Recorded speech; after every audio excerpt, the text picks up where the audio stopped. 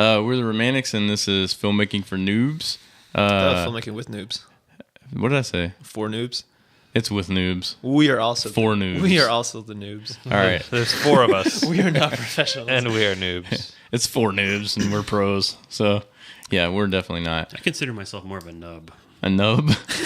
I thought that was like a derogatory term. I always thought of you as more of a stump. Yeah. Me too. What's the Just distinction? kidding. Aaron is 10 feet tall. But really, what is the distinction between a nub and a stump? Is a stump is where there was something, but now there's not? No. Or is A stump is a stump. A nub is something where something was cut a stump off. is a stump no matter how stump? A nub is a small protrusion. I think of a nub as having a rounded end and a Yeah, me stump too. as having a flat end. I do too. I like that. The media has brainwashed us on that one. Because there's no telling what it is. Society's at this point. definitions on stumps and nubs. Yeah. So Kids these days are Sometimes I like to tell the story about how people's viewpoints of things have changed over time by relating something from my grandmother that raised me about midgets and dwarves. Oh my gosh. So when I was a kid growing up, I grew up in a rural East Texas town, and people didn't really know anything. We were way behind society. Political correctness wasn't quite in yet. And so one time we were walking to the Walmart, the local Walmart, and I saw this little short dwarf lady coming out of the store. You know, she's very short. And I was 5. I said something to my grandma about it, and she said, I said, what is that to her? She told me it was a midget. And I asked her what the difference between a midget and a dwarf was, and she told me that the difference between a midget and a dwarf is one has stumpy fingers and things, and the other one looks like a normal person, just very small. And that is what I thought for the next 10 years of my life. Oh my god. So I think Aaron's limbs are retreating into himself. slowly imploding. Into the rest of his I body. think everybody at least from the South has some backwoods story like that. I mean, Oh, sure. gosh, yeah, but I can't tell most of mine. Really, yeah. Why did I say the word nub? Well, you know, Oh my gosh. I think that would be your superpower, Aaron. Just like is to increase your density so much where you just like you can implode out of like any awkward situation you don't it want to starts be in the face though; it just goes inward. I would love that. The first thing Just that like goes a is small star. first thing that goes is his eyeball. My alarm would go off in the morning, Sucks back and I into would the just skull. initiate my superpower. Now, guys, we have some really good topics going here. Not because gonna do today. We've got dwarves and midgets. We've got the Deep South. And we've got face implosion. Yes, But I wanted Only to go up from here. I know it's a little bit of a stretch, but I was thinking that today, one of our segments, we could talk briefly about the process of filmmaking. Oh yeah, And sounds like a good idea. Where do you think you are? I was reading over some of our YouTube comments recently, and there were people that had questions about those things. And it's not something that we usually like to address on the program, but I figured maybe we could. Wait, about which things? About filmmaking okay. and Making films and with stuff. occasionally with noobs, sometimes with pros, but usually noobs. and so I feel like our commitment to the viewer and the listener is enough that we can kind of veer away from the things that we usually like to talk about and from the things that we're comfortable with and talk about filmmaking. I feel briefly. sad now. Like we haven't lived up to this very low potential that we have. I just listened to the first 3 podcasts, and I listened to the first 2, and I just started the third one, and we're actually pretty good about talking about that stuff consistently. It just takes up the first like 15 or 20 minutes, and so I think maybe we forget that we talked about it, but we always do. Yeah. So, but let's talk about it. You actually listen to the podcast? I actually prefer to kind of listen. Done. Let's talk about filmmaking. With, No, what were you going to say? No, Oh, you prefer to do what? Aaron, Wait, yeah. Aaron, try again. Which one do you like better, the audio or video? Okay, hold on. I prefer not to listen to them. I like to practice the cool guys don't look at explosions type of. Oh, and just, there's nothing it's here. out there. I've opened my mouth and nothing came out. No, with anything. I just started listening to them like the day before yesterday. What are you And guys doing? Well, I can't stand like talk radio. I don't enjoy Yeah. podcasts. I was teasing. I hate podcasts, and I'm on one. I've actually listened to them. That's kind of I don't like most podcasts myself. Well, it's been I love talk radio. I've really enjoyed listening to us though, because for one thing, I mean, I'm really funny. And I miss. So tune in. Dan's really funny. Yeah, I miss there are things that I don't like about listening to it as opposed to watching on YouTube. For example, I can't see how good looking I am. But it's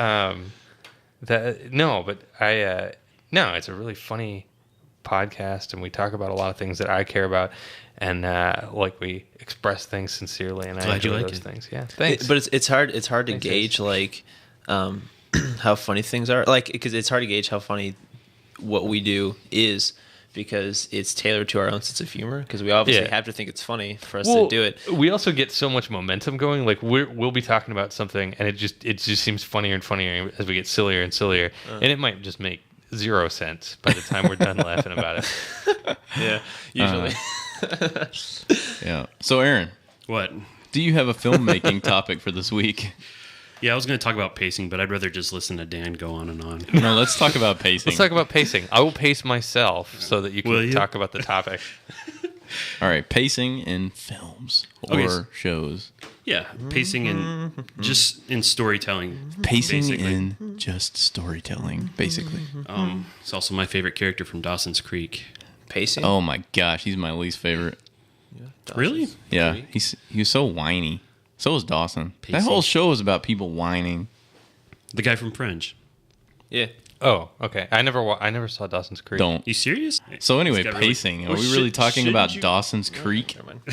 and James Vanderbeek? We could also talk about Shannon Sossaman because she's in that movie, and she named her baby Audio Science Wait, because did she you- thought it Oh. was pretty. Did you ever see Wow. his butt? Because it'd be Dawson's crack. Oh my gosh.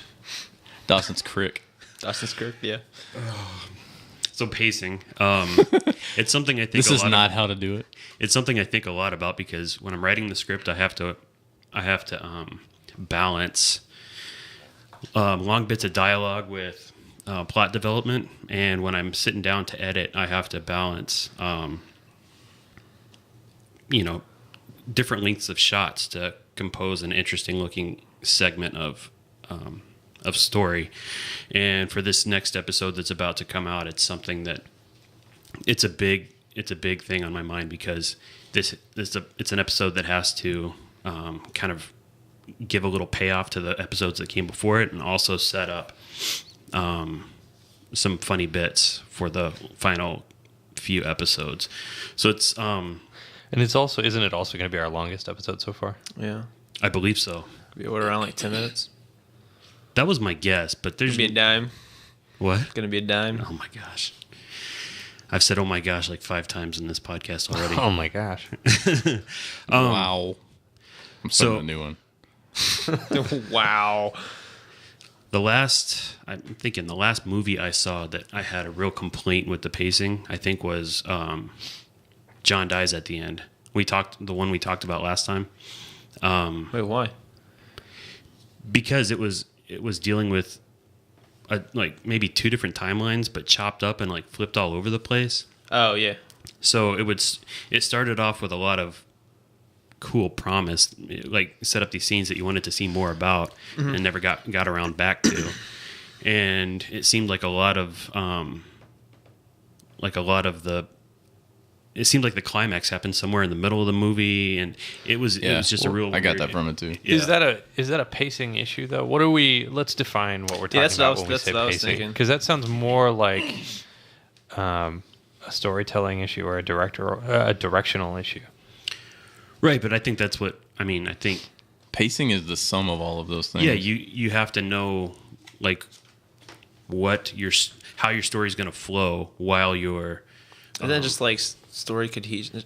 I was drawing Catman or Oh, Alan. I thought you were sending me a message. Oh, no. I made Batman. So like yeah, it starts off with a big. Do you remember the scene in High Fidelity where John Cusack is talking about how to compose a mixtape? Right. You start off with the attention grabber, and then you want to cool things down a little bit. What's at the end? What? The attention grabber is at the end? No, that's at the end of the movie. Oh, okay. Okay. So anyway, you want to start your mixtape off with like a real attention getter. So like maybe a single that's released that everybody knows, and then you want to flip to the B side for the second track and kind of cool things down, bring it down a little bit. That's not how it goes at all. Yeah, it is. How does it go, Dan? You got to start it with a kicker. And then the second one, you take it up a notch. And then you take it down a notch because you don't want to blow your wad in the first 15 minutes. So on the third track, you bring it down a bit. Third track, you bring it down a The bit. point is, there's an allegory in that movie about pacing. Right. Kind of the pacing of, well, I don't know. Was he trying to like draw a comparison between relationships with that? I don't know. I brought something up and I don't know. I think it was just about the mixtape and making it effective. Okay. Well, anyway. I think so too. But that could be about pacing on the mixtape. I think it is.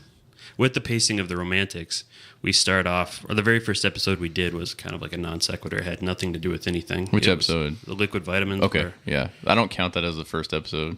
Right. We kind of count that as a one-off.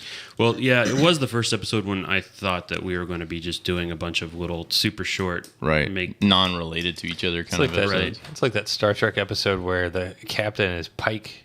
Oh, yeah. And the first officer is Majel Barrett instead of Leonard Nimoy. Mm-hmm. So, the real first episode, I think we call it, Pilot or The Sting?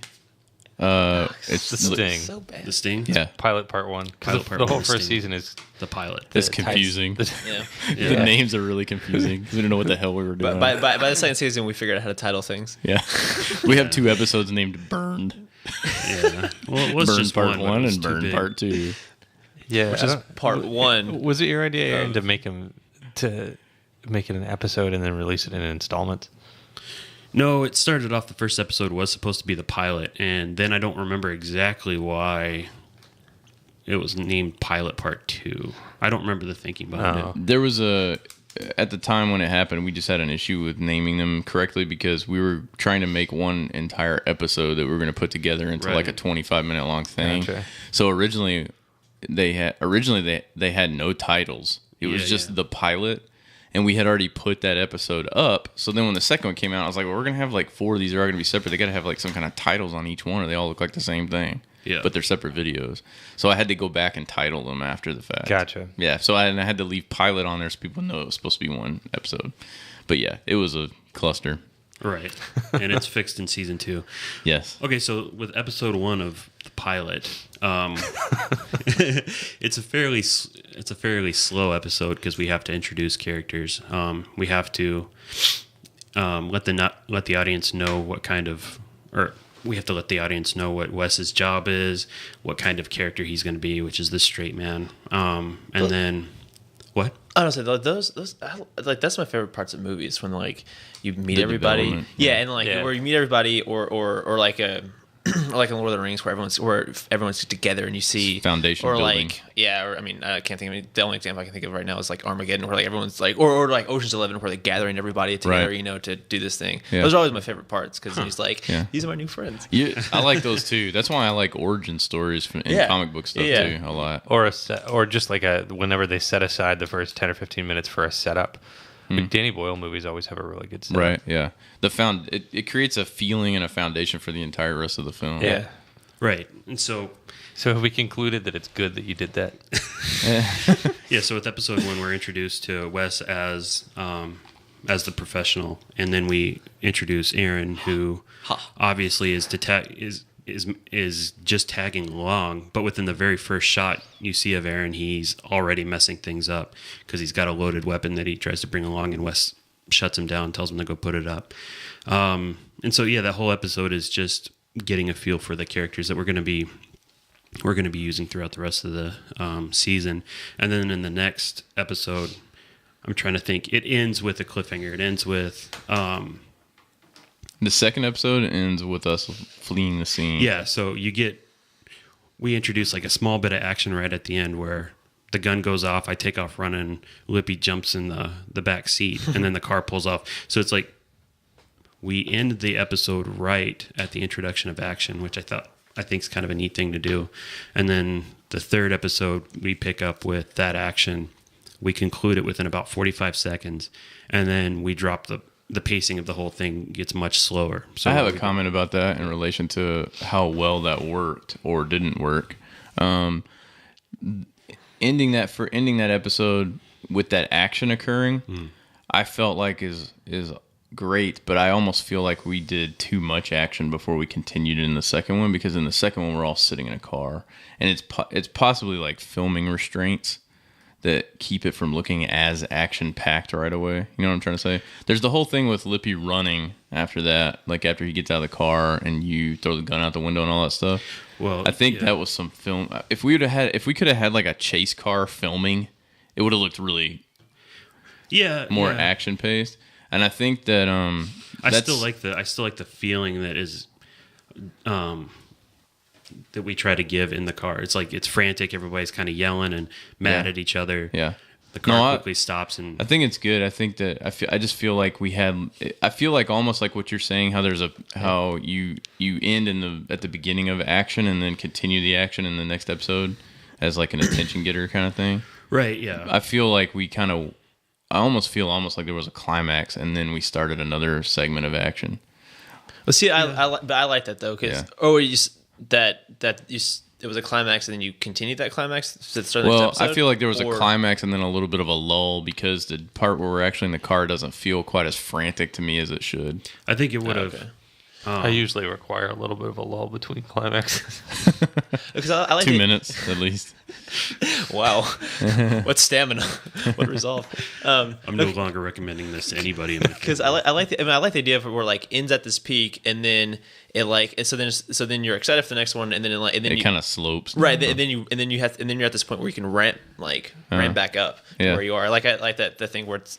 I see it in a lot of like different comedies or whatever. Like this crazy event happens and then like cuts to they're just like everything's stopped. It's like a very dramatic, very dramatic change of that makes me think where of you are. And The Hangover or something. Yeah, and I don't know. I like that. Yeah, it's awesome. I didn't dislike it. I just like for me. Well, Wes, it sounds like you're not liking our stuff. We can criticize our own stuff. So, and I think that the current episode that you're working on is going to do that even better. I also think I hope so. When a viewer on YouTube watches an episode, they've seen the other episodes, they have them in mind, they like them, they know what happened in the story, but they don't have those things are not as present to them when they're watching the current episode. Right. So they're really looking at the pacing of what happens today for this episode that they're waiting for. That's the thing that kind of sucks about that format, like having to put things up in small chunks on YouTube. I actually I enjoy it. I like it's kind of a challenge because you sit down to write the script for whatever the episode is, and you got to keep that in mind. What's happened? How do we not only build on that, but not rely completely. Like if somebody just happened to see that episode, I'd want it to still be interesting. That's really difficult. And I have an example. Yesterday when I got done streaming, we rated a guy that I've never rated before. And on Twitch TV, when I stream video games live, what that means is when my stream is over, I have everyone that's watching me. Yesterday it was 170 people. And we go and we find another streamer that maybe has less people on Twitch and just kind of spread the love around. And we say, let's go raid this guy. Everybody goes in there and they say Romantics raid. We fill up their chat. Lots of people end up staying. They like watching them, kind of cool thing. And so we get that in return as well sometimes. And so we rated this guy named Army Guy Claude. That's his username on Twitch. So it's spelled just correctly, Army Guy Claude, one word if you want to look him up.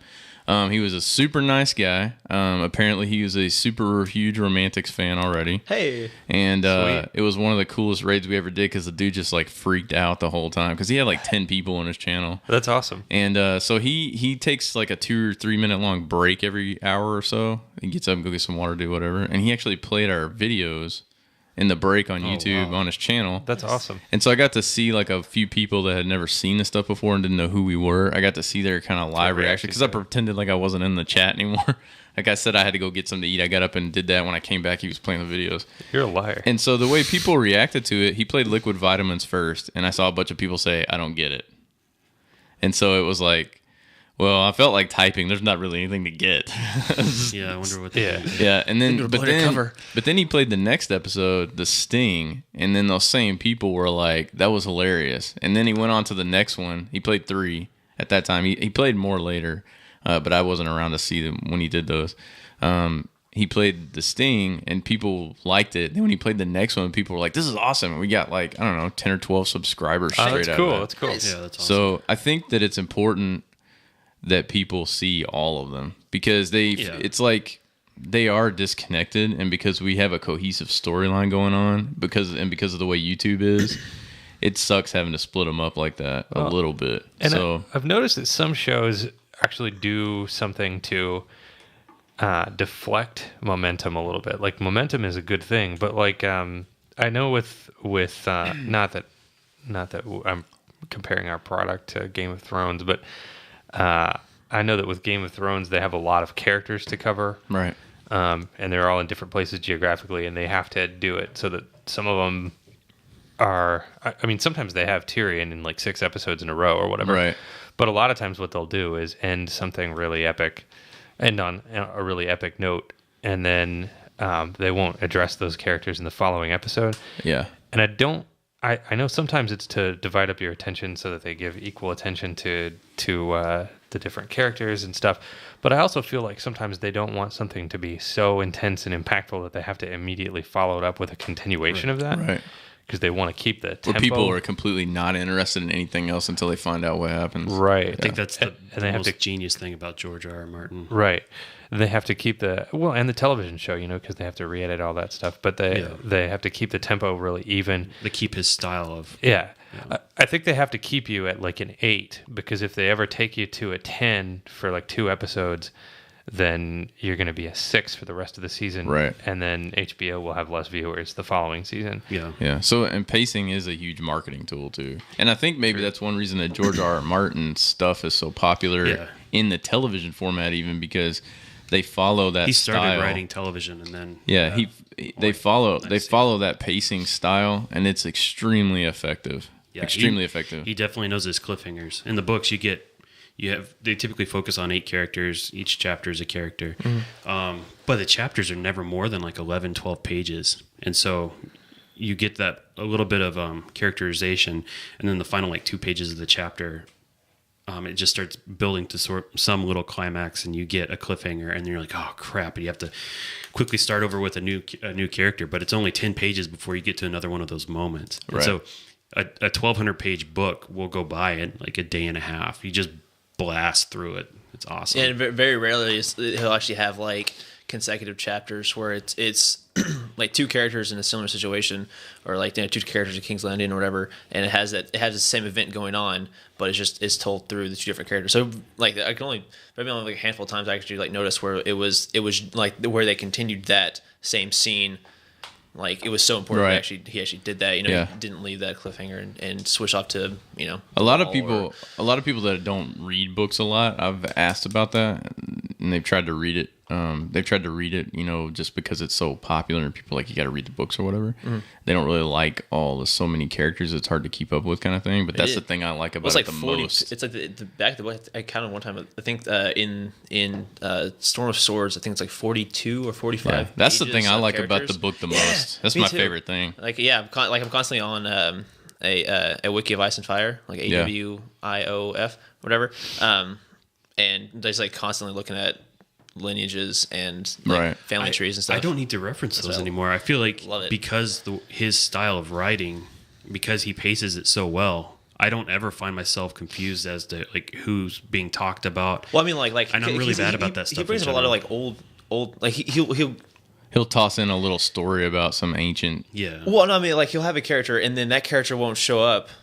Oh yeah. Until so much later, and it's like who was that? Yeah, because they'll do something with this character, and then you get really heavily involved with this other thing that's going on, and then he'll put this person back in, just like just tertiary in the scene or whatever, or like a main point, and then that's a lot of those. Thoros was kind of like that early on, I think. Yeah, because he gets mentioned like twice in the first book. Yeah, he gets mentioned a couple of times about the melee, like that, how good he is at the melee with this flaming sword thing. He fought in a tournament, and then later they say he climbed.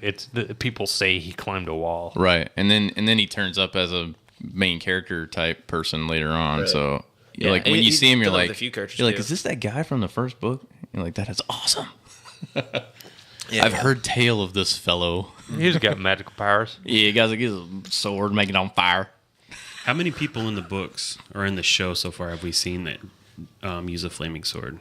Is it just two? Only one actually. They didn't show both of them. There's 2 flaming sword people. Mm-hmm. Yeah, Thoros.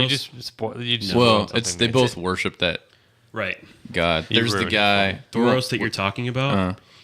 He's only in the first season of the show. Yeah, he's like a Latin-looking guy, got curly dark hair. Is that true? Yeah, no, he's he's in the 3rd season. Yeah, he's the guy that's with the other guy right now, right? Hold on, no. Unless you're giving away things that we don't know about yet. It's 2 different actors. It's very obvious. Well, okay, the actors, I believe, but the character. Isn't that his name right now? Because I swore that's what they called him. Thoros? Yeah. Why would they change actors up like that? Why would they do? He was like a passing thought in the first season. Maybe the other actor. He trains Arya. No, that's a different character. That's Sirio. We're talking about Thoros. Right. So that guy does not use a flaming sword. No. He's the Bravos fighter. He uses a little rapier that he's the fast guys with. I thought he the Watchmen. No, they have their own gods. The guys from Bravos, they have their own gods. They're a different set of gods. Well, maybe I do need to go back and actually use the reference. They're not from Mir. They're from Thoros. I mean, they're from Bravos. Damn. I was almost out of the pit of confusion, and you tossed me right back in. All right. So anyway, pacing. I want to talk about Game of Thrones more. I'm done with pacing. Okay. Let's talk about Game of Thrones. I want to talk about both of those things, but first of all, Aaron, what makes bad pacing? What makes bad pacing? Go. I think I loved the movie, the new Star Trek movie. I loved it. I thought it was great, but it might have been because I was sitting so damn close to the movie screen, but I don't think really. Yeah. The pacing of that was like they stomped the gas in the very first scene and they never let up once. So I had trouble breathing. That's a modern day format. Your sets look beautiful. Your actors are beautiful. Take a second and let us like walk around and look at some stuff. Like give us a moment to breathe. I think it would have been stellar and probably my favorite movie of the year. I think the first movie actually did that better.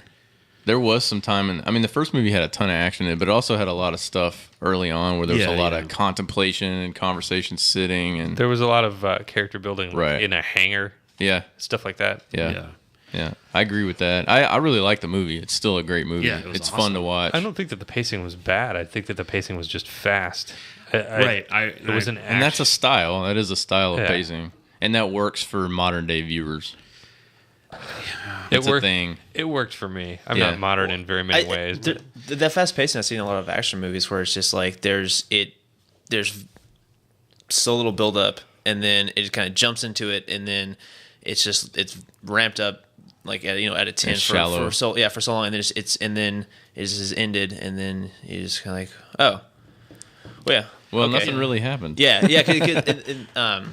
Like with movies with good pacing, it's like there's you get excited about it as it's progressing, and then you're excited when it's when the climax is happening, and then you get a nice always and then you get a nice like solemn resolution, and right? Just like that was good. Yeah, it's like I feel content and complete at this movie. Well, this is a very basic writing school kind of thing. Like there's a very specific format for writing that works. That deals with, the introduction, the exposition, the climax, all that kind of stuff. And they don't follow that in film all the time anymore because it takes something that has a ton of action in it these days to get people to get out to the box office a lot. That doesn't mean that it's necessarily always bad, but sometimes it's very bad. Yeah, I guess it's the summer blockbuster style of pacing a film. It wasn't always that way, though. It's more like that now than it used to be, as far as the constant action that has to happen in a film. Yeah, I'm trying to think back. What was the thing that kicked it off? Was it Jurassic Park or Independence Day? I feel like it was probably Jurassic Park. I think that's right. I think that's the kind of widely accepted film. Independence Day came like the next year and yeah. kind of defined what the blockbuster was going to look like. So Jurassic Park, though.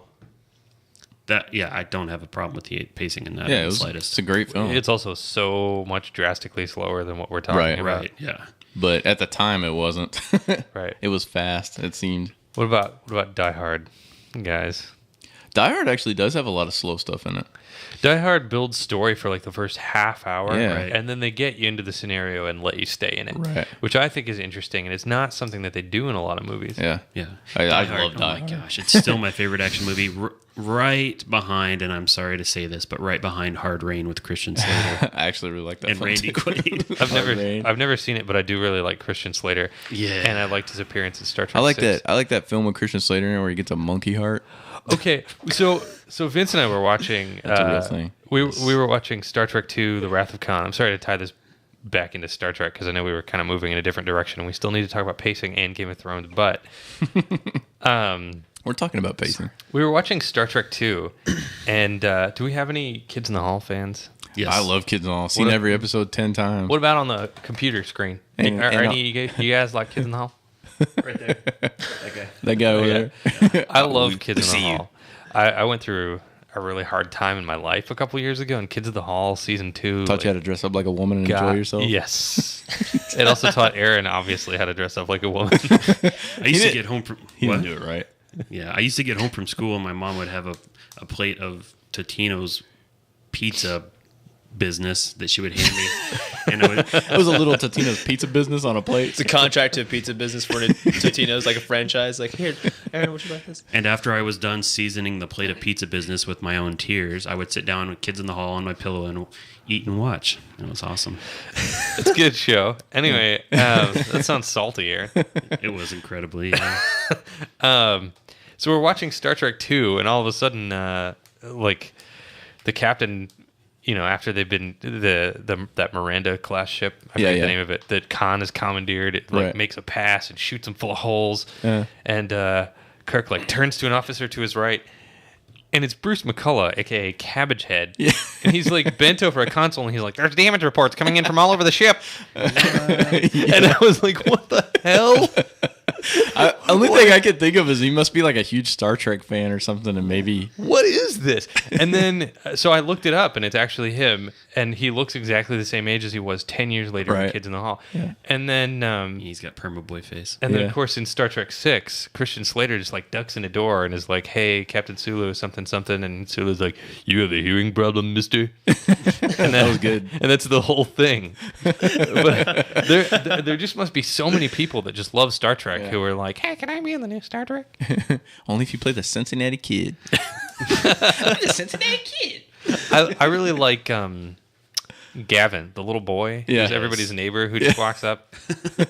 My mom says. Oh man, I could talk about that show for weeks. God. it's so good. Real quick, I just want to shoehorn this in here. We talked about shoehorns in the second episode, Yes, we did. and it was I'm sorry, I have to. I've been infringed upon. Aaron, what are you doing? My knees hurt. I have to put my leg. Stretch on his Here. legs. Just Vincent, Hold take on. this one. please. That's what friends are for. Oh my gosh, it so really is. much everybody's better. everybody's playing with Aaron's leg under the table now. Aaron and I just showed our knees Just holding yesterday Aaron's filming. foot. Yeah. So I understand. Whoa. I understand. Okay. What were you filming? Romantics. stuff? Okay, for those of you that like Kids in the Hall and other like skit programs, I just discovered the Catherine Tate show. I think Catherine Tate's really funny. She was in a season of The Office. She played Donna Noble on Doctor Who, and she has her own BBC television show where she's in like 15 to 30-second skits, like a whole half hour of it, and it's amazing. She's talented. She's funny. She can be really attractive or horribly ugly. It's amazing. I never thought she was attractive. Really? Ever. I kind of do. Yeah. She might be listening, Vincent. I hope she's listening. I think she's incredible. Her American accent, like her California accent too, is just wicked good. Like some of my favorite British actors, like Minnie Driver, I think she's really fantastic. But there's always like something. Like every couple episodes of a show or once in a movie, her accent slips and you're like, oh. She The woman from almost French does she that. almost always sounds weird to me a little bit. Minnie Driver. I think in The Riches they were supposed to have like a weird accent. I've only seen like one Yeah, episode the of that. gypsies. Right? That's a good show. Yeah. Yeah, actually, it's a really good show. It's awesome, and it has that guy that played the mayor in Slither. You know who I'm talking about? What's that guy's name? I don't know. Man. He's real country, and he has like platinum blonde hair, and he was in the second episode of Firefly as the sheriff. Right. Oh, Think yeah, of yeah, his yeah. train, I don't know the the guy's train name. robbery episode. Yeah. Kind of a good-looking guy. In like a, I mean, I guess in like a really country, like 50-year-old man way. Maybe I'm thinking of somebody Well, else. that's the way I like. He's also, I mean, My cup of tea. he gets bonus points if you consider that he's been in like everything, and he's looked exactly the same way for the last 20 By the way, years. I just realized the other day that the guy that plays Thomas Jane, Yeah. or that plays Jane in that, Adam Baldwin. he's 51. Yeah, he's old. Holy moly! Yeah, he also I met looked him. exactly the Shook his same when hand. he was on the X Files. I know he looks very. Yeah, good What? job. Now you have touched the hand that touched him. Have you washed that hand yet? Barely. These knuckles Sprinkled also it. these knuckles also touch the knuckles of Jessica Nicole. Yes. Ooh, you knuckled Jessica Nicole. We knocked Jessica. That's terrible. Right in the bridge of the nose. No, What's up, girl? she, Well, who the hell is this guy? she was so cute. All right, Until you knuckled her nose. no, she just has more character now. All right, Like Owen guys. Wilson. Yeah. Yeah. Wow. So what's an example that you can think of, Aaron? Because we're talking about this still, of good pacing. Like, when was the last time you saw a movie and you felt like the flow and speed? You jumped up of and you it- said, "Hot damn, that was some good pacing." Dang it, Dan! Why'd you ask me that? I'll I give had you an one. example, but 13 Assassins was the last movie I watched. I was like, yes. that movie. Oh Everything man. about this was so good. Did that not? Speaking of setup, that movie had a killer fucking setup. I just dropped an F-bomb on the air. It's out there Don't now. talk about it. It's out. You can't grab it 13 Assassins. Sorry, everyone. But that now. I can't find it. that woman in the beginning that's just so tragic Oh, yeah. and is like the catalyst for Speaking his, of nubs. that's so wrong. But she's like the catalyst for his decision to take the assignment and gather his forces and just kill the hell out of so many dudes. Oh, God. man. Oh, yeah. Okay, Have you speaking guys of... seen 13 Assassins? No. I have actually seen it, but I think I was half asleep the whole time I was watching it. Why are we podcasting right now instead of watching 13 Assassins? Yeah. I read yesterday that the director, some Japanese name, he's making he's making another movie and having Tom Hardy. He's making like a movie about Oh, some- I saw Takeshi that. I can't pronounce his name. Yeah. Takeshi. Yeah, Dan Takeshi. Yeah. He's casting like Tom Hardy as like some GI who's like infiltrating the Yakuza, Right. which is even super cool because I just finished Sleeping Dogs, and so Oh, yeah? That's I'm all not about a. that. That's I didn't think 13 Samurai or 13 Assassins is not a Beat Takeshi movie. No, No, Takeshi, not Beat Takeshi. Takeshi Miike. Miike? Yeah. Yeah, Okay. not the actor. Well, aren't they the same guy? I don't think so.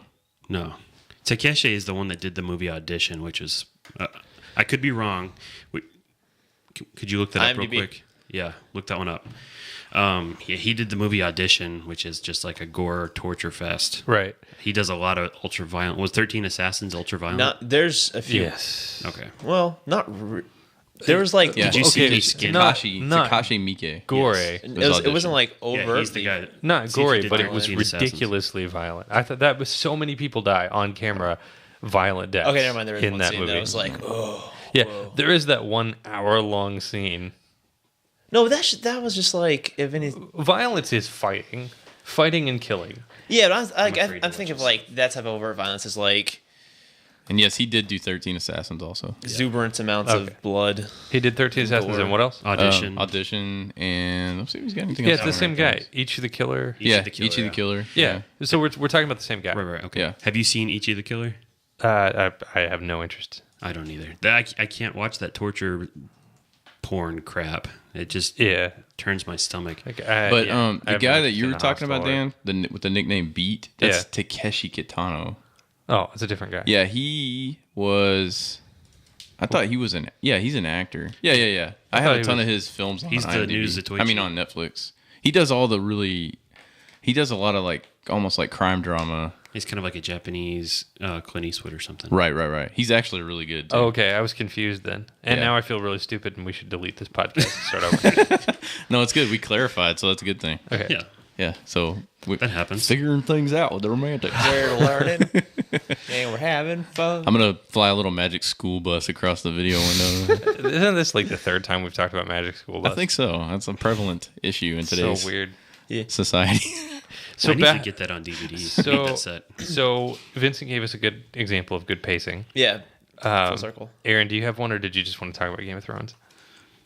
Game of Thrones was my example. We've talked about it. I mean, do we need to transition into a full-on Game of Thrones segment? No, No. we've already talked about it. It's hard to talk about it right now because of where the season's at anyway. So, Let's talk about season It's 2. hard to talk about it at all without like ruining anything. in fact, I think that we should move on and talk about some upcoming film stuff. So, we're gonna do a little segment called Box Office Hype, and we're gonna talk about upcoming films. We don't necessarily have to like it, any of us, but we are going to talk about stuff that's coming out that's getting a lot of hype. And today we're going to talk about Pacific Rim. You don't like Pacific Rim, Wes? It's not even out yet. I'm actually super excited You're to see it. so judgmental. I'm super excited to see it.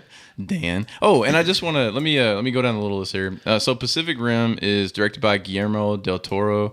It's written by Del Toro and Travis Beacham. It stars Charlie Hunnam from Sons of Anarchy. He's plays Jax. And Undeclared.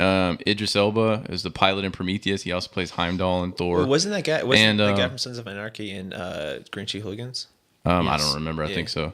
And also one of Dan's favorite actors on television, Charlie Day from Always Sunny in Philadelphia. I saw that in the notes. I was just teasing Dan. He does not like that show at all. Nope. So yeah, Charlie Day's in it in a minor part. I just thought it was funny it'd be funny to bring. But I don't know which one he is. Is he Charlie? Yeah. Yeah. The yelling They guy? all play their own. The yelling guy. The wild card. I love Charlie Day. I love It's Always Sunny in Philadelphia. I watched about 15 minutes of Horrible Bosses with a friend, and I just couldn't do any part of it. That's not a good movie. So Pacific Rim is a film set in the near future where soldiers pilot giant robots called Jaegers into battle against invading giant monsters called kaiju who have risen from beneath the ocean. So this is basically kind of a modern day Godzilla film.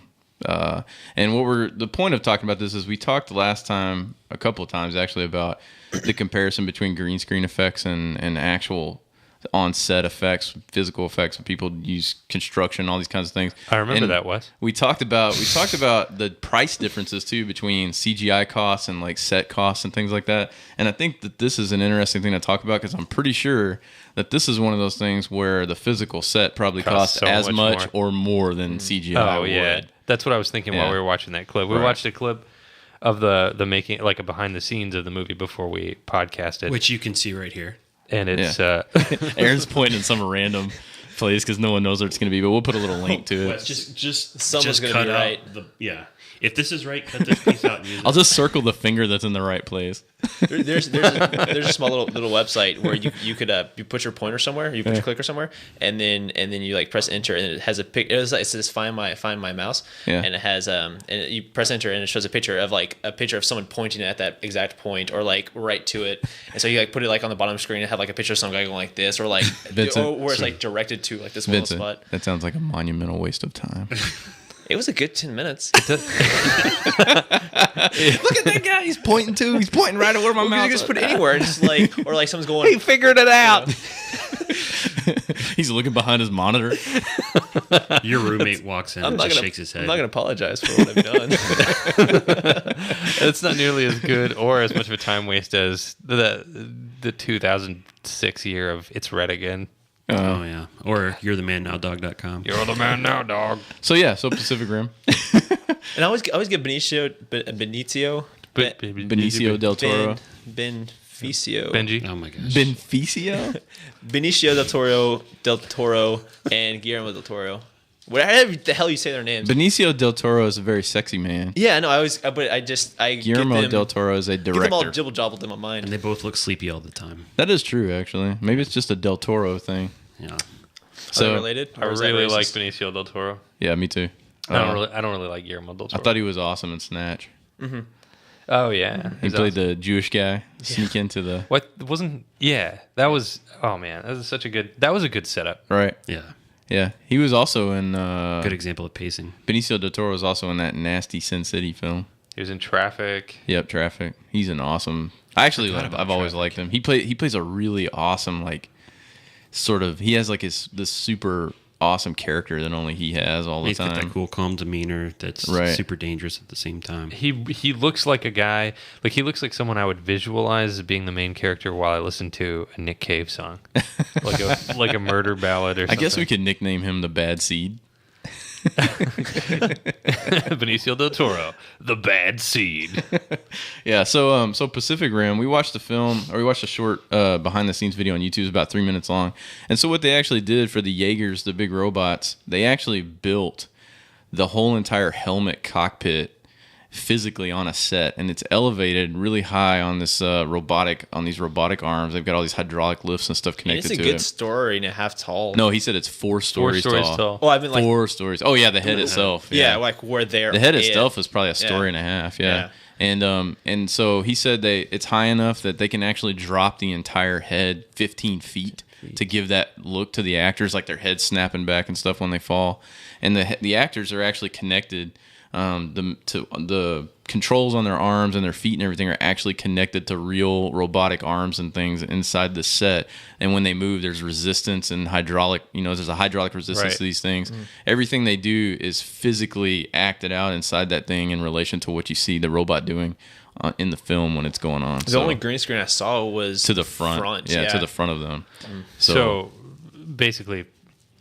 Never mind. I was going to make a really terrible joke. I was going to try to tie it back into the stereo MCs because they got themselves connected, but I didn't have the momentum. I'll make that joke for you. I didn't have the timing. Pacing was all wrong. Terrible pacing. Which I was going to bring like pacing and comedy. Timing and pacing. Yeah. So regardless of the cost of that, which we haven't seen yet, I'm sure after the fact we'll probably get some figures. Hundreds of dollars. Hundreds of dollars. At least. I mean, just the water alone they shot out had to cost like $1. All by itself. There are dozens of us. Dozens. Never nudes. So yeah, anybody got anything else to say about Helmet Robot Guy?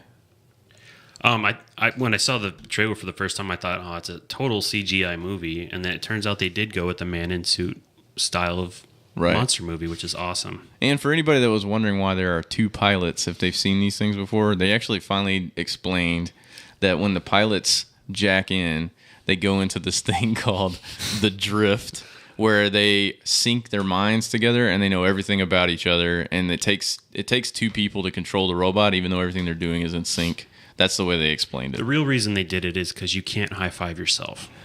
That might be true, and they could put 2 actors on the screen all the time instead of 1 in those scenarios. But they had to come up with a plot device, I guess. I actually think it's because there's too many like dead shots of somebody right in the middle of a cockpit going whoa at the end of a big action sequence. And they wanted to get away from that. Yeah. So yeah, I'm excited because I do like Del Toro style of things. I don't like all of his movies. How many robots did?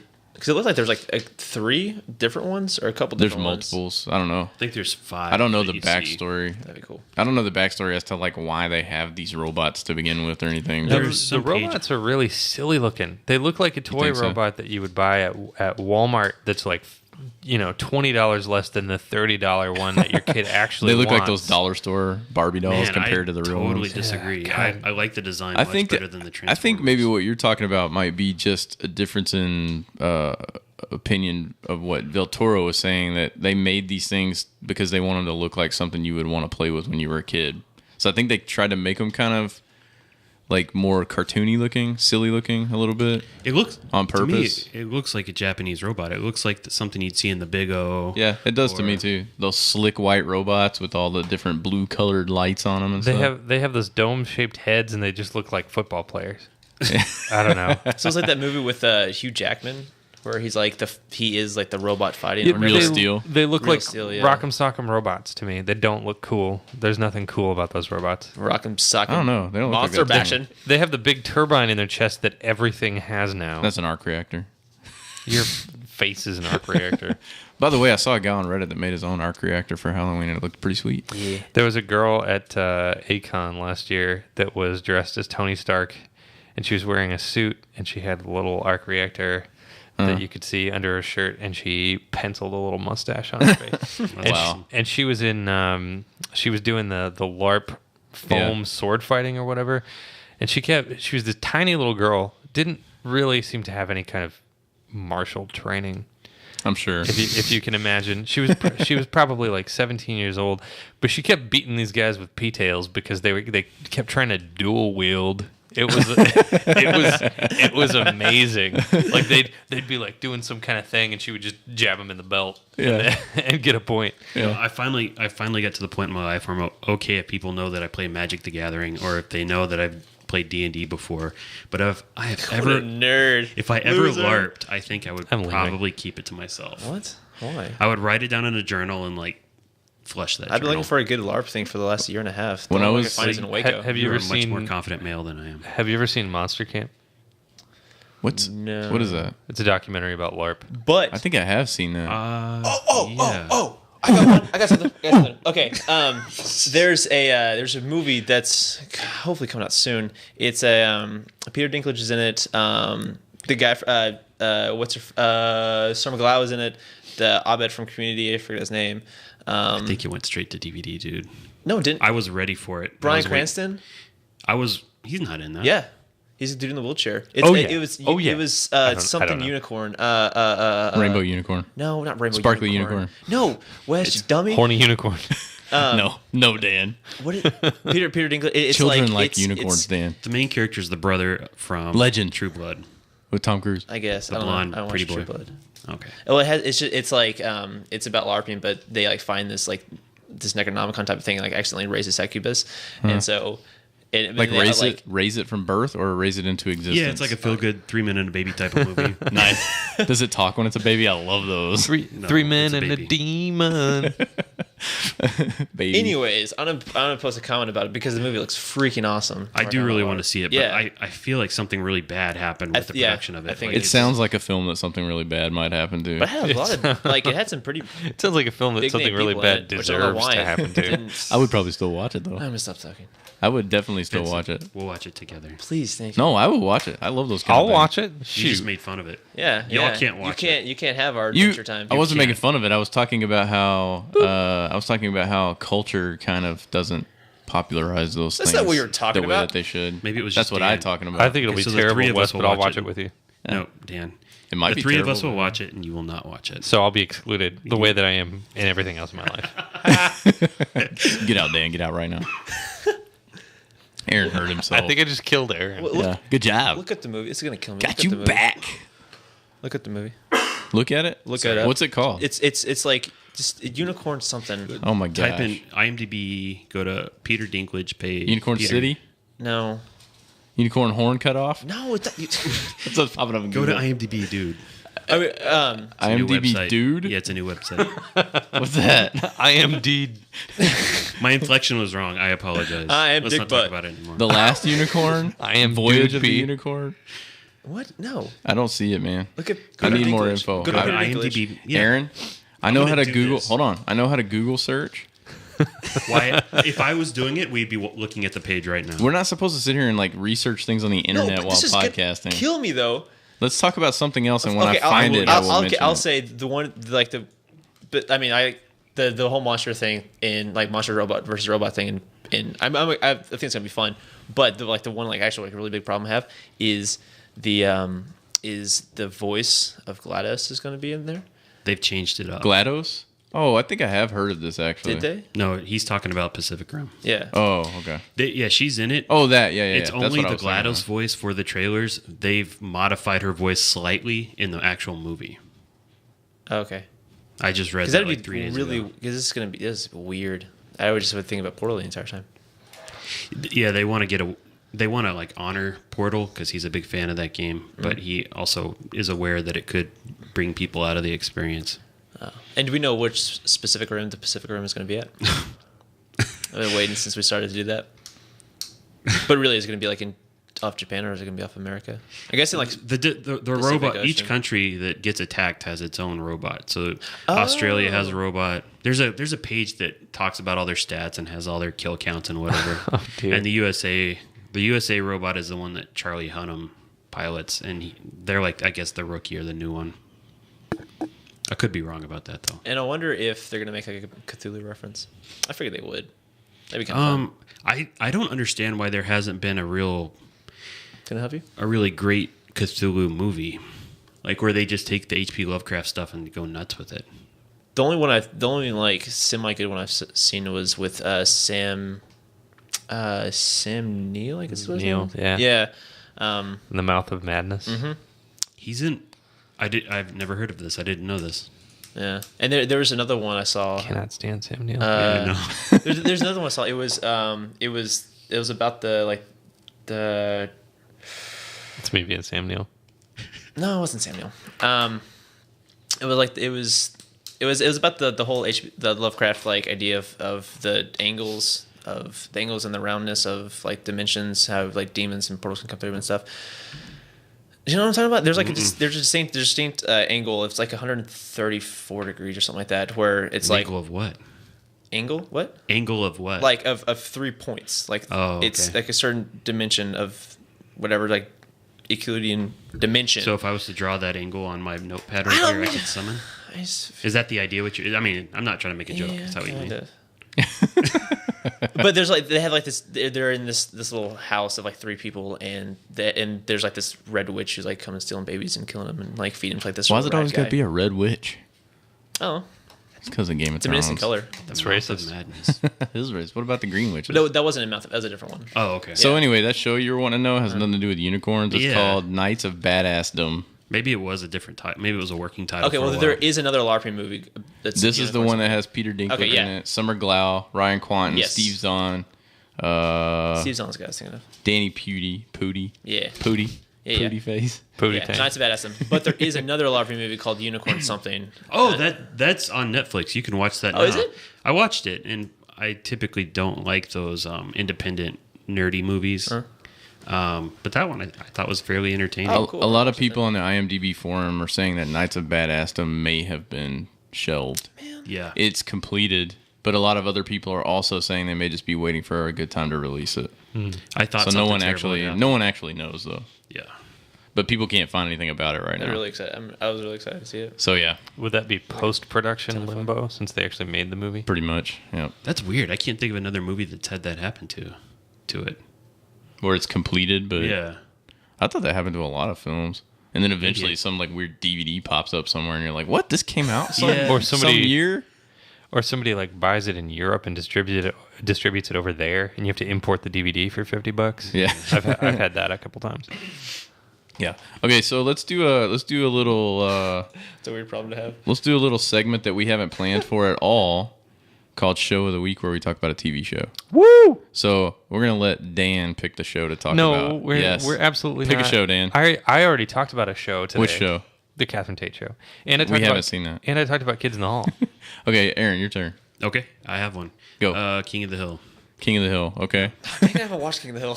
What? I haven't really ever watched King of the Hill. Well, that Are you makes serious? that makes you underprivileged, and I want to just give you a I mean- cupcake and sit you down in front of a TV with. I've kids. watched like a good 6 episodes, but it's not my thing. Dan, are you Oh a my fan? gosh. Oh yeah. Okay. There's I a was nervous. generation Tony's gap the one that here, hates people. it. Wait, Tony doesn't like King the Hill. There's a generation Yeah. gap. I don't exactly remember Did why. you tell Tony to stay in Seattle? King of the Hill is my favorite animated sitcom. My uncle It's- loves that show. I dare say it's the only still currently good animated sitcom. I Except it's not around anymore, so never mind. the day I dared to say wrong. the day after I saw the series finale, I went walking into Home Depot for whatever reason. I was thinking, I looked at some barbecues over to the right, and I thought, I was thinking what Hank Hill would think about those, and then it hit me. Out of all the characters I've ever seen on TV, even though he was animated, he's like the most real character to me. Like he became so real that I consider him an actual entity out there. Yeah, he's an actual person to me. Well, it he's could like be. he's like the platonic form, the idea of the country dad. Yeah, he's He's like the in every distillation of that essence.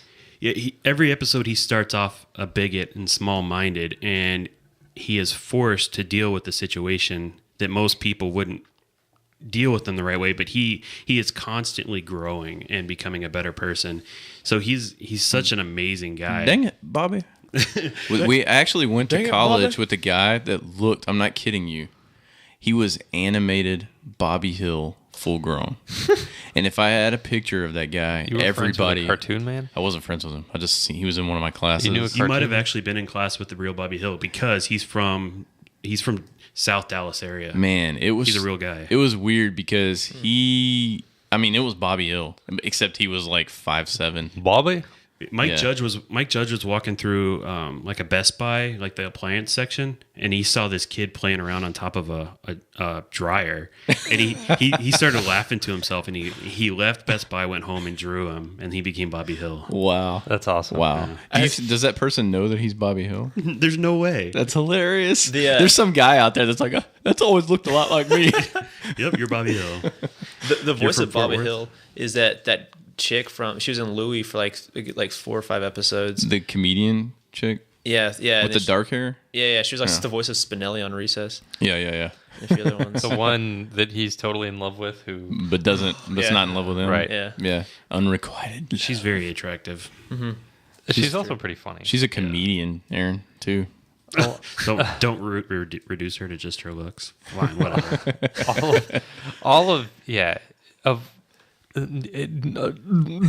I thought you were actually still talking when you started doing that. I was like, whoa. How long did King of the Hill run for? A 13 lot seasons. of a time. million years. 13 seasons. The series finale of King of the Hill is, I think, the strongest series finale of anything I've ever seen. I watched it 2 days ago, and I stopped fighting the tears and just threw my hands up and bawled for like good 3 seconds, and then Bobby. it's amazing. Here's a question. I'm not sorry to detract from the King of the Hill conversation for a moment, but what's the worst series finale y'all have ever seen? Seinfeld. That's a pretty bad one. So you agree? It's a clip show, man. After hearing him say that, I don't think I can think of anything else. It's bad because they didn't do that show justice at all. I mean, I'm sure there are worse, but it's considered by most like the greatest show ever, and they had such a failure of a finale. And I don't like those kind of episodes in series anyway. The clip show awful. episodes? Yeah. The half-ass episode. And just is what I before call that, them. the week before, in place of an actual episode, they tie. I mean, if you got the DVD, it's actually numbered an episode, but they did a regular clip show. Yeah. And then the very next episode, which is the final episode ever, is another clip show, but just disguised as a regular. Weren't they? I don't remember, but and I don't know about the extra stuff like you do as much. But weren't they kind of sick of that show anyway? Weren't they just trying to get out of it at that point and be done with it? Not really. Larry David left I think the season or the 2 seasons prior to the final season, and I think they actually brought him back for that last episode and To do a clip show. they were trying to figure out a way to make everything that happened in the show relevant and tie together and kind of give it like a fitting ending. But the only thing that I think was worth anything in that episode is where they're sitting at the dining room or the dining table talking about the top button on the shirt and how it makes or breaks the shirt, and then seeing them all in prison was kind of funny because instead of they just transplant their observations about everyday life into the prison setting, and so it's just kind of funny. Speaking of Jerry Seinfeld, a little update for people that may not know about this. Comedians in Cars Getting Coffee is coming back next week. Yeah. And I'm super excited about it. It's season 2 of it. If you haven't seen it, just type it in on Google, Comedians in Cars Getting Coffee. I'll put a little link to a video if I can find it, linkable for you on YouTube. And I'll put it on the webpage too for the podcast. But it's an amazing little show. It's Seinfeld driving one of his cars that he's fanatical about. It's my favorite web series. And it's a little web series. What are they, like 10 minutes long maybe? 10 minutes, yeah. Yeah, 10-ish minutes long. He picks up a fellow comedian somewhere in his car and they go have coffee and they just chat. And it's really, really entertaining. Is it one of his like million Porsches that he has? He drove Every like once in a while, it's one of his cars, but typically it's a lot of times it's just a car that he likes and he rents it or gets it from somewhere and drives it for the show. But he gets really interesting stuff. It's not a bunch of sports cars. Some of them are. he drives every single one. He doesn't let the guests drive. Right. He never lets guest drive. No, because I heard he's like a Porsche collector or something. Oh, He has, he's a car fan. Porsches. He's like a big sports car When lover. Seinfeld was still on, I heard that he had a Porsche for every day of the month, but I'm fairly certain it's well. He does drive a Porsche in this one, but it's like the old school original Carrera with like hardly any luxury stuff inside it. I've driven some Porsches, and it's like, I don't see the. It's I used to do valet, and it's so the mid-engine. it was like a pretty nice hotel. Yeah, and it wasn't. I was like, yeah, it's just it's like driving a Lexus. How or long something. were you at Valet? A summer. Did you take see it out for a little spin? Is that what you're talking about? No, I was like, but it was like the garage was behind. I worked at the W Hotel in Austin, and so you had the drive in the front, and then the garage was behind. So like this small little block was. Wait, hold on. You worked at what hotel? The W Hotel in Austin, Where was that at? between First and 2nd on Lavaca Street. What year? 2 years ago. Okay, good. Because I actually did a PI case on a valet at that hotel. It was me.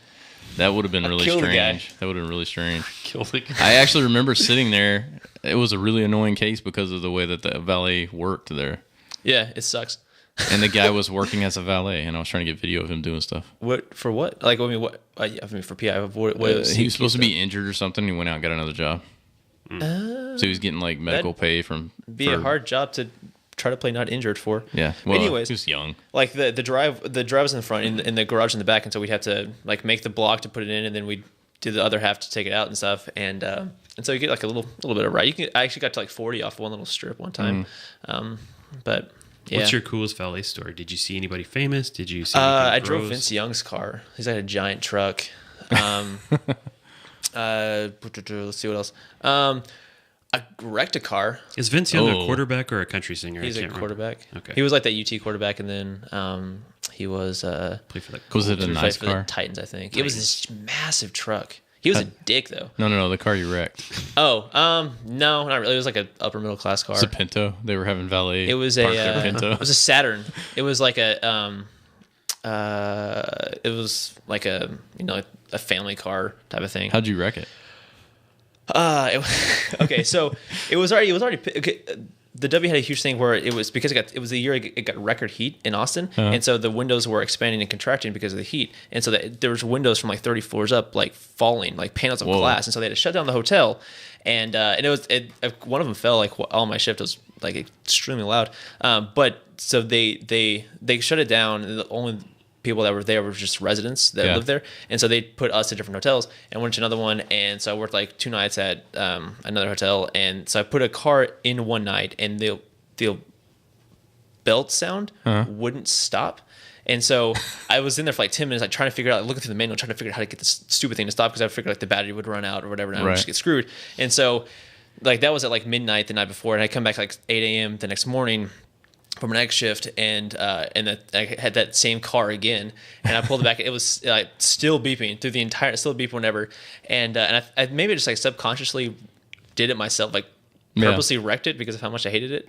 and but the parking garage was designed in a super crappy way where it was really sharp turns and had giant pillars on those turns, and so I just like clipped it too close, and I had this giant from the front door all the way to the back.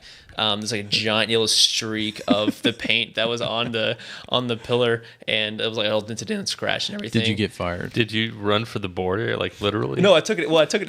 I gave it to her. Got some Taco Bell. But it was on the passenger side, and I drove up. Here you go. I drove. Yeah, that's pretty much what I did. I drove up, and she, no one saw it, and so I gave it to her, whatever. And I was like, ma'am, and I was like shaking. I was like, I gotta show you something on the other side, whatever. I thought you were just gonna let her leave. And she turned around and she was like, "Oh." I was like, "I am so sorry." I had no idea what to do. She was like, "Well, I've got to be somewhere like right now." So she left. She actually came back later that day. Yeah. And then we got it all figured out and stuff. And I like write a report and everything. She bought you lunch. No, she was really nice about it, which is cool. But actually, I also dinged a really nice BMW, or no, Mercedes. I scratched the door on a wall, but I didn't tell her about that. You will never drive my car because my car's not that nice. So go ahead. That's Dragon Kitty's car. Oh gosh, she doesn't live there. Oh my god, she might have a few fun stories from it. Maybe she did. No, she didn't. Maybe. Dragon Kitty lives in Austin. No, she did at one point, and you scratched her vehicle. Now she's no longer listening to her show. That's a joke. Unless she's like a 60-something-year-old lady. She's not. Oh. And no one that's listening to this has any clue what we're talking about. Aaron, I Dragon don't Kitty know. knows. that's only one person. Oh, somebody from Twitch, but oh well. One of our Twitch viewers. Yeah, that's one. Of my I don't know why sources. what made Aaron bring that up, but Sorry, Dragon Kitty. Wes doesn't like you. I do. wow. You don't even stream on Twitch, Aaron. So I still like. So her. stop trying to like throw me under the bus. Hey, The Magic School Bus. Yep. Get on the magic bus. All right. So next topic. Who's got something to bring up?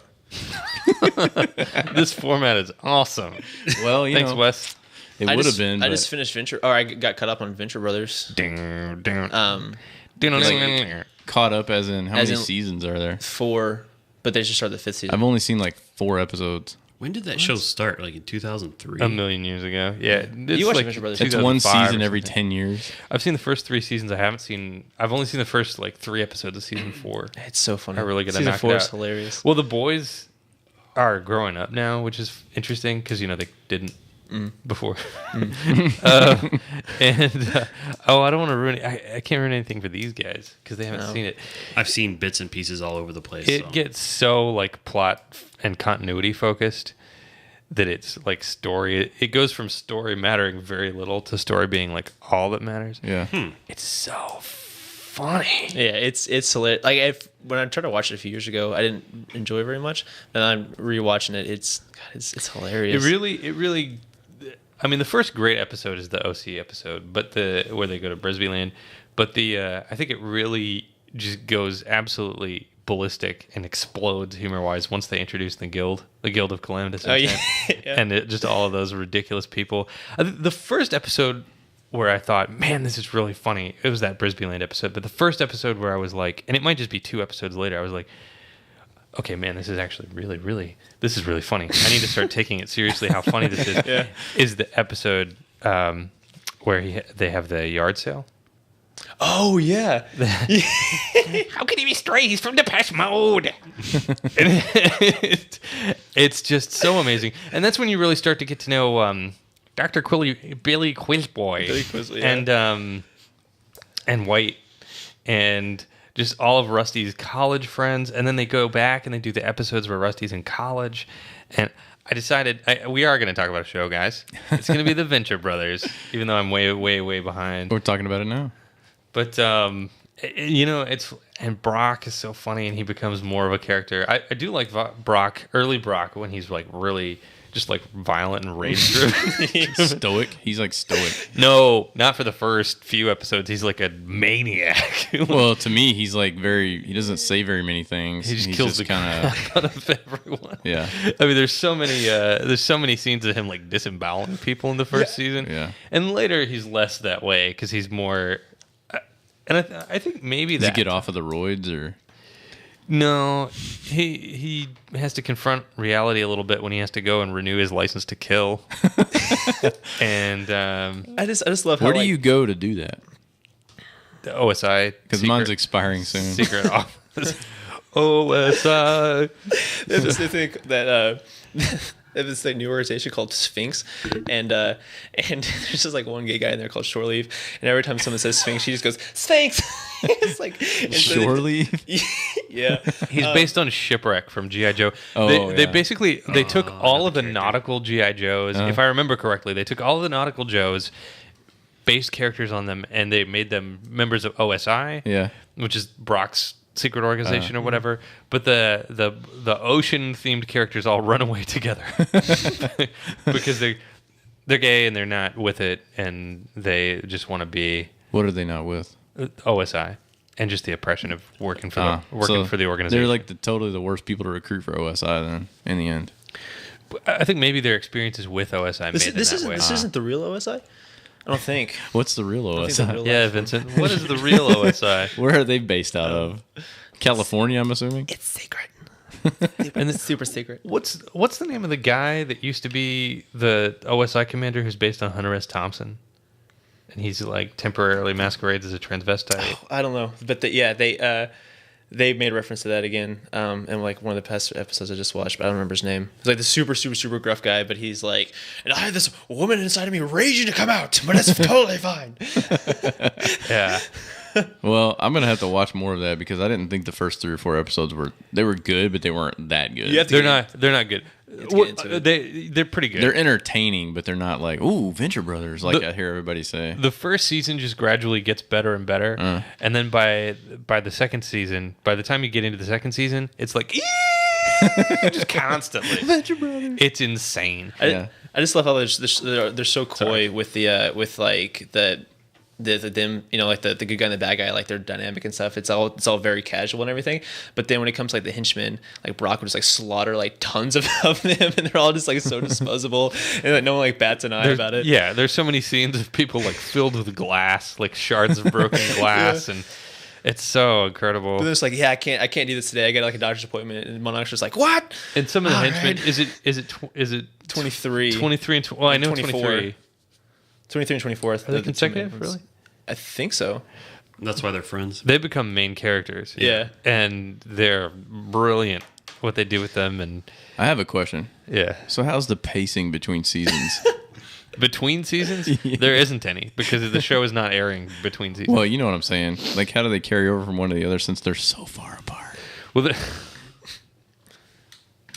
Well, this one ended like the. Sorry. I guess how No, it was long me. was the hiatus from this past episode to the last season? it was like a million years. Yeah. So within those million years, like it just picked up right off where it left off. It was like 2 or 3 years.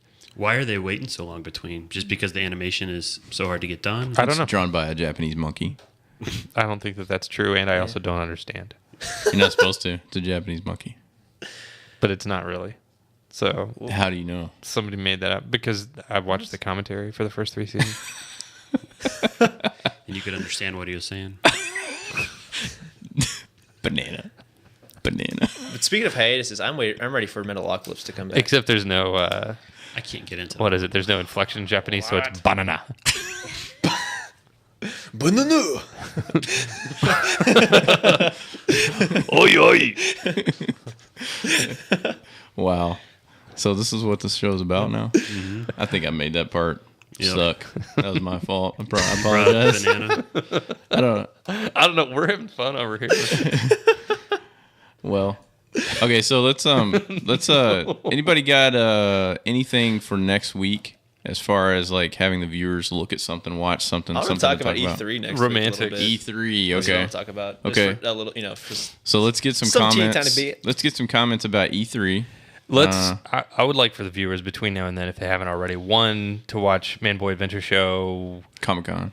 Comic-Con, Dallas Comic-Con Part 1, because it's birth to win. Yep, It's good. it's right. It's birth to family. It- Trying something out. yeah, yeah. Trying to read the fan myself. It's it's a good time. There's a lot of Deadpool We walk in that around. episode. Like Deadpool's but, Deadpool's ass crack Yeah. was just kind of went on for a good couple miles. Yeah. it was fascinating. Sorry, Deadpool guy. But Yeah, yeah, there's a fair amount of discussion about Major Briggs. I knew people would like that part. There was, but At first, it seemed very genuine. I really liked. Well, Major fucking Briggs. That's two. What Sorry, guys. was really cool that Doctor Who guy we saw, the Yeah. 11th Doctor, or whatever. One of my friends went to Acon this past couple weekends, and she posted pictures, and he was in it. Oh, And I was wow. like, That's hilarious. Hey, I met that guy. Hey, that guy tapped on my GoPro. At the Comic-Con. Chesty. That guy tapped on my chesty Tapped mount. them all over my all over my bust. Did you see the video? How he got like his midsection for like 80% of the shot. Yeah. That was kind of difficult though because he Face was in most of it. he was really close and very tall. Well, so I did it so you could have like the full effect of him coming down and I looking see. into it. That was you a know? brilliant maneuver. It was, yes. To be fair, Perfectly planned. I think part of that time Vincent was paying attention to me, and I'm a good 2 feet shorter than that guy. How tall was that guy? Was he tall? He was Vincent? taller than me. He yeah. was probably Aaron's height. He was at least 6'6". Wow. No. He was pretty No, tall. You don't think he was that tall? Not nearly that tall. He was at least 6'6". No. He's Do you taller know than how tall Aaron. 6'6" is? Yes, I do. He's not that tall. It's Doctor Who cosplayer tall. I was like this to him. I was like, oh, barely at an I angle can looking tell. up. I can tell by the angle of your eyes now Vincent, how tall are you? how tall he I'm was. 5'9", 5'10". That doesn't. Yeah, never mind. I don't know. What have you extrapolated If from If that? he, Nothing. if he was over 6'2", I would have been surprised. He was taller than how tall are you, Aaron? I'm 6'2". Okay, he was definitely wasn't taller than Aaron. He was taller than Aaron. I think he was taller. I think than this Aaron. is why the Comic-Con thing came out well because of how different everything was. I think he was taller than Aaron from Vincent the video. was doing this to catch him in the video. He was arcing. I did to everybody. What angle did they? What angle was that? It was, This is how I walked around most of the time. It was so It was extreme. like this. Did you have it on the widest angle it could go? No, the widest angle makes everything look like a fishbowl, Wacky. even Which in is the middle. which it was hard to get some of the Wonder Woman in because it wasn't that wide. Wah, wah. Sorry, Wonder Womans. They are. That was a very popular costume. I cut most of those out. Yeah, there were a lot of Poison Ivies. There were a lot of Wonder Women. Yeah. There were a lot of doctors, many of whom were female, including some that were super cute. There were, And remember, ladies and gentlemen, neither Dan nor Vincent have the herp. that was last week pretty exclusively. I think that was something that And now it's this week. I think we're done talking about.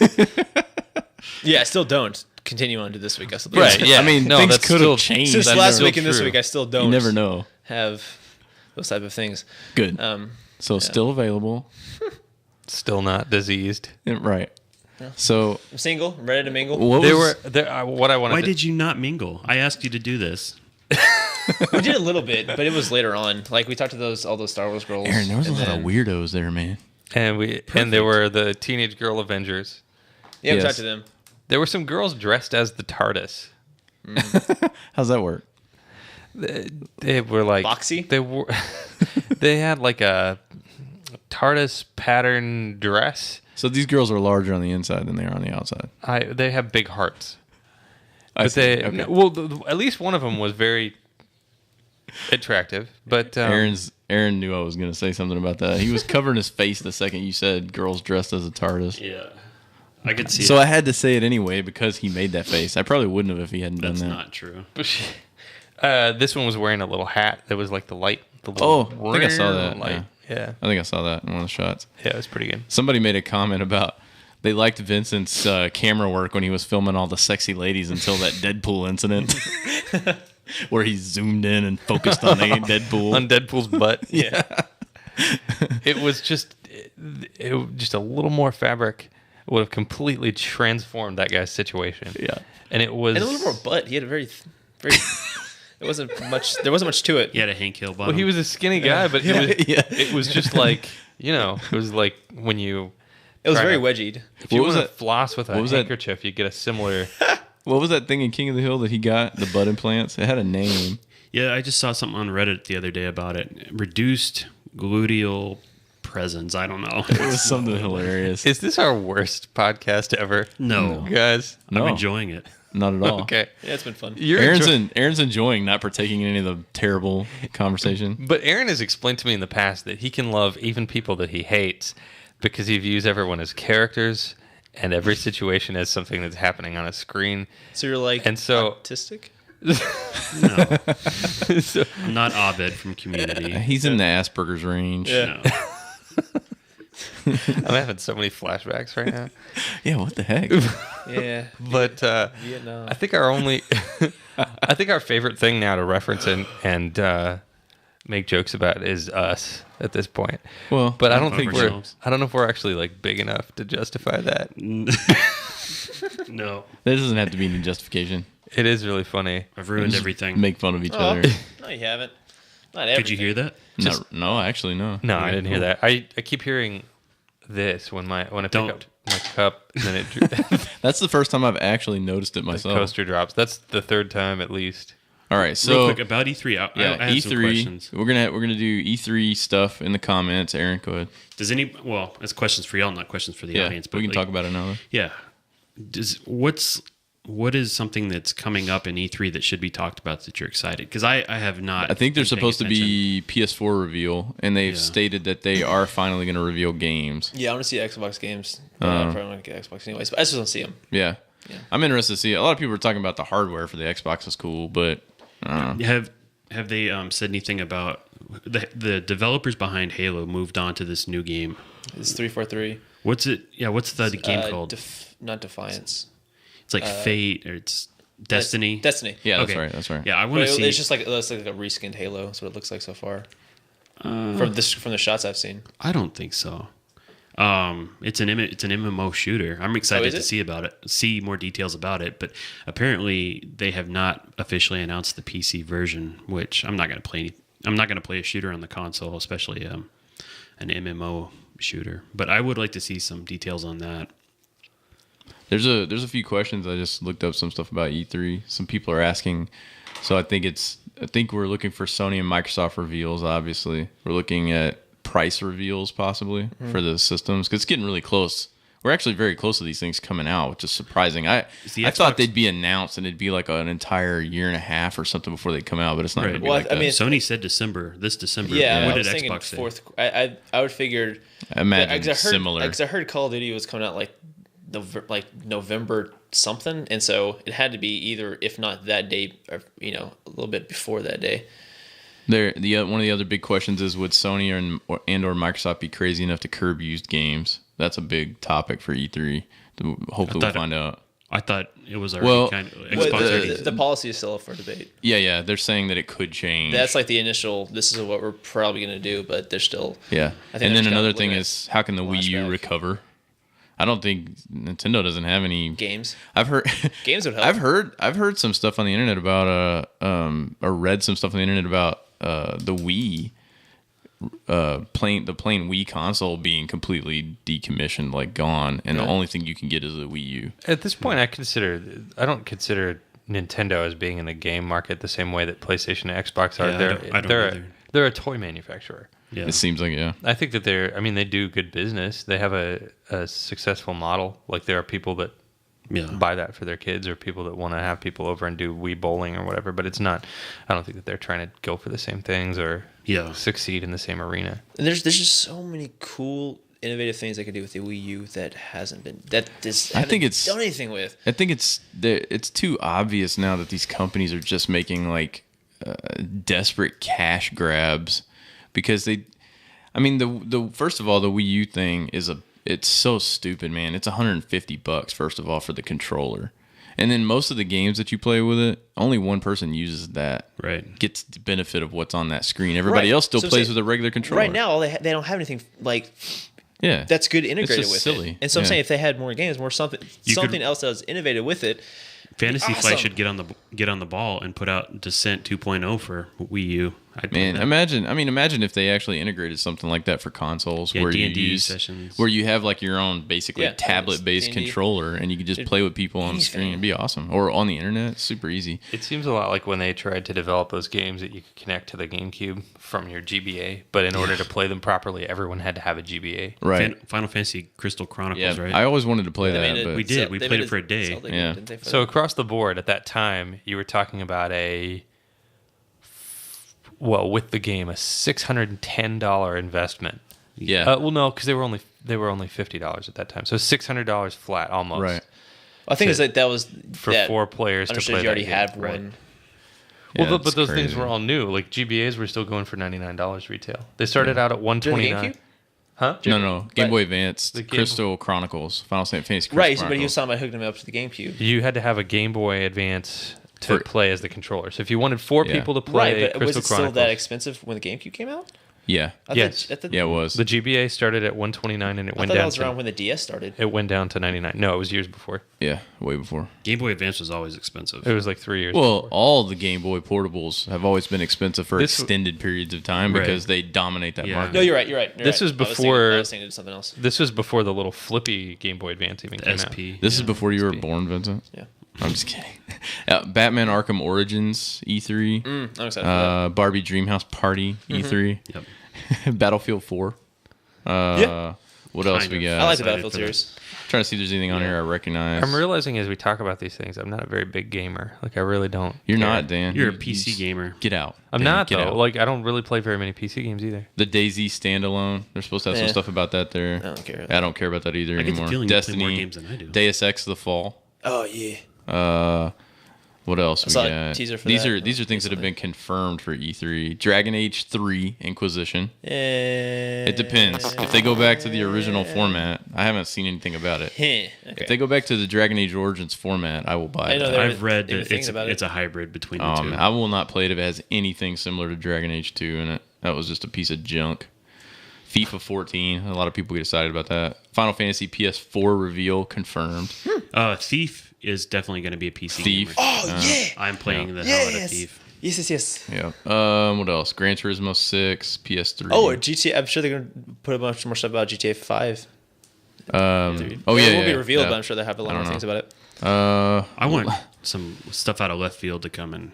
There's some stuff. I'm not reading some of the stuff because I don't know what it is. Madden 25. Watch Dogs was the big reveal back in 2012's E3. Right? They'll be talking about Watch Dogs at this one. But like, I want something like Watch Dogs that popped up because nobody had heard anything about Watch Dogs. Speaking of current games that are about to come out, The Last of Us. I will be streaming that on Twitch. Which is going to suck because I can't watch it because I'm going to play it for myself. I'm going to be streaming that on Twitch. The minute after it releases. Yeah. So if it's available to me, 20th. If it's available to me on PS3 at nighttime, that's when I'll start the stream. That's awesome. When does it come out? I can't remember. I thought it was the 20th. Or the golf program's the 20th. I think it's like actually not next week, but the week after. Yeah. I thought it was next week because it might be. Actually, I was thinking it was the 11th. So hold on, let me look. Yeah, I think so because 11th sounds right. I mean, they had all the big reviews came out. Yeah, that was all this week, and so. Yeah, and it's getting amazing reviews. I actually 95 on to Metacritic, talk about that for a split second. I actually saw a few reviews that people that have actually played through the entire game, and it's getting all these 10s and stuff. I don't consider any game that I've ever played to be a 10. I'm not a single one. Even BioShock Infinite's one of my favorite story-based games ever, and I would only rate it on the things that created the story for me, and I would still only give it like a 9.5. I think back when I was reading EGM, they said their 10s are not for perfect games. Their 10s are for games that they consider like iconic and that will go down in history as being some of the greatest games of all time. They still don't consider anything a perfect game. So I like that. I think that's how I view it. None of the people that are sitting in this room or that we have talked about have played Castlevania Symphony of the Night, clearly. Oh, yeah. Kind of a perfect game. I have 203%. Not 208? No, I couldn't. It's like 208.1. I couldn't get it. I got like 199%. I didn't even get like there's a little there's actually like a gray pixel on my map. There's the glitch to get to like 205 where you have to like when he runs and jumps through the gate, you have to like hit back real quick in a certain way. There's one where you can climb up a wall or inside of a wall. Right. A wow. Yeah, back when I stopped, it was like 204. I think was the highest it could go. Oh, just playing through the game and getting everything is just a good enough experience. Last of Us has a June 14th release date, which is really weird because it's a Friday. What? Yeah, that's what I was remembering about it. It's not on a Tuesday like most North American game releases. It's on a Friday. Huh. So, and I'm just getting it straight off of the PS3 download. So, God, Rebecca Black is awesome. What? So Friday at midnight? Or I don't know yet. I'll look up the times when it gets closer. Thursday at midnight. It might tell on the PS3 Network store, but we'll be playing that all the way through. So we just finished Remember Me, and we're playing Fallout New Vegas right now, which is pretty hilarious to play. So yeah. Anyway, why is it hilarious? It's so many weird bugs in those games, man. That's true. The animations are really good. I have a video up on YouTube where actually I tried to put it on YouTube and it got third-party content ID match for that stupid Johnny Guitar song that plays every 5 seconds in that game. Johnny Guitar. It's terrible. Anyway, I like the music, I walk outside of this building song. And I hear this weird and I'm like, what is... I watched that. I'm like, what's going on? What is that? So I thought it was dark, pitch black outside because I have a mod that makes it dark at night. I walk over and follow the sound. I'm looking around like, I can't tell what it is. And I see something moving on the ground. I look real close and it's a butt. It's a butt with jeans, and all I can see is the butt sticking out of the ground. It's like glitched through the ground. So just a butt is looking at me with its two pockets on the butt, on the jeans, and it's bouncing up and down really fast and going. And so I shot it a few times, and some blood splatter. Nothing really happened. I was like, "What is going on?" So I put my gun away, and for some reason, I just punched it one time, and an entire body of guts exploded everywhere. There was like a rib cage laying there. It was awful. That's awesome. So yeah, there's a lot of really weird. I remember the first time I played Fallout 3. It was on the PlayStation 3. And it was really awesome, but I went into some subway terminal. No, it was one of the vaults. And I got my gun out because the vaults are scary. I love the vaults. And they had hanging light. Oh, maybe it was a subway. I don't know where it was. There were the hanging light fixture in the middle of this hallway, but it was spinning around because Havoc is just a mess if you don't know how to play with it. Yeah. And it's like it's spinning around and it's throwing this crazy light everywhere. And so every fixture in the room is terrifying because the shadows are like. And Did you ever come across spaghetti fingers in your first playthrough? That's a weird bug. no, That's the but I worst. know what you're talking about. That's hilarious. I threw a tin can that would always come back and stick to me. It almost makes you think of that game Stalker a little bit because the world is mysterious and there's those rifts where weird crap comes out of them. Yeah. But anyway, the Fallout has some of the best bugs. Or that engine. I had the worst bug I've ever had. I walked up to a guy. He wasn't paying or sneaking. He was facing away from me. And I went into VATS and I shot him in the head and I had the bloody mess perk. So his whole entire body exploded into parts everywhere and then instantly came back together in the shape of a mannequin with its arms out like this, but all the body parts were inside out. Oh, so it was so a bunch gross. of bloody body parts and like eyeballs with the optic nerves like hanging out. The He eyeballs was with the staring optic at me. nerves. He was You just have a- standing there staring at me. And when I was like, oh my gosh, that's freaky. I walked up to him and he exploded again. You still have that screenshot, I think. Do I? I think so. I've man. had I two. gotta with, find it. I've had two with the eyeballs, and the optic nerve is like Yeah. it's this long, gross thing, and so it reminds me of something, but I'm not going to talk about it here. It involves pets, Ew. Okay. Yeah, don't. but Aaron knows what I'm talking about. No, I don't. But yeah, you do. But anyway, or you should. I had two. One where a guy, I shot him in the head, and his eyeballs went straight back, so that they were sitting on the back of his skull, and the nerves were just sticking out. And then I had another one. Actually, there were three because I had another one where I had two pair of eyeballs that were following me around, and another one. I would have quit playing. The second time that I played the game, it was pretty late in the game. I had to finish. The second time, or the second playthrough that I had, you walk into that town. What's that first town? Megatron City. Megatron. Megatron, the town. This isn't really necessarily a bug because it's like I don't know, something could have happened in the town because stuff happens. Right. Yeah. Blows up. But the first time I walked into the town, I was looking down. I do that because I don't have any first person shooter sensibilities, so I'm like looking for drops or something. I don't know. So I walked into town and there was an eyeball sitting right right in the middle of the walkway. Man, I It's forgot. just like, where did that come from? I forgot how buggy that game is. Yeah, Yeah, there's it's one hilarious. bug that was not game breaking, but it was a big bummer. In Megaton, there's a guy that collects scrap, that takes scrap metal Yeah, from yeah. you. Oh, Did yeah. he walk off the bridge and Yes. die? I didn't know it. He I kills was himself. I spent 45 minutes to an hour one day looking for him, and I was like kicking my chair over. I was like, "Where is he?" I did wait cycles because you know how you can Yeah, wait in a place. exactly. I did wait cycles and I waited to every like time of the day, like Yeah. morning, afternoon, Yeah. and that didn't work. So I started waiting for him in 1 hour periods. Yeah.